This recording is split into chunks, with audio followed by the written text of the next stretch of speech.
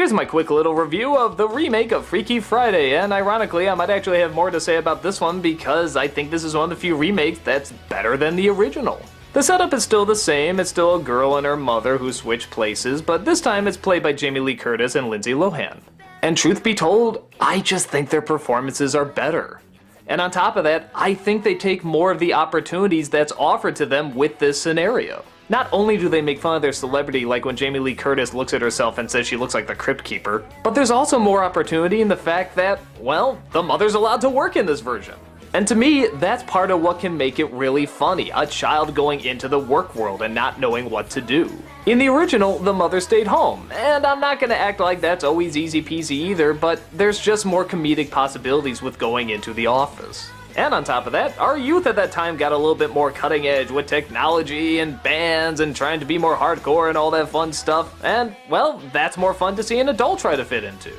Even though yeah, some of it is getting a little dated, but to me, it's still funnier. Hell, I think the original Freaky Friday actually might have been a little funnier if it was a little bit more dated. Like, what if she did get a little bit more into the hippie culture, or protesting, or the wars, or something? I don't know, just something to make it a little funnier. But in this one, they take every advantage, and it's a ton of fun.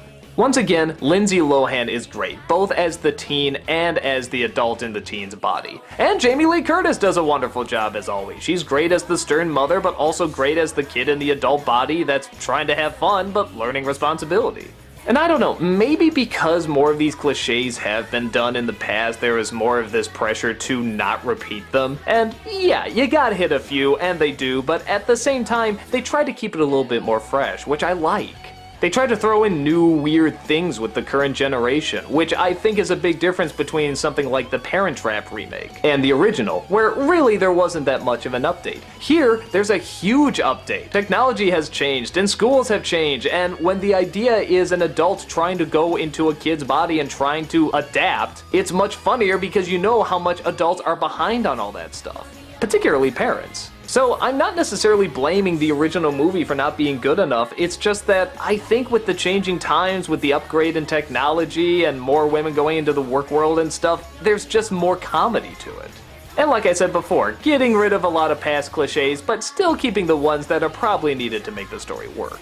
And I know there's a lot of people that are gonna love the original, and that's fine, go ahead and like it, there's nothing really wrong with it, it's just, in my opinion, there's a lot more that's done in this one. They're definitely fun movies to compare and contrast, so when you get a chance, maybe watch them back to back and decide which one you like best. For me though, it's definitely the remake.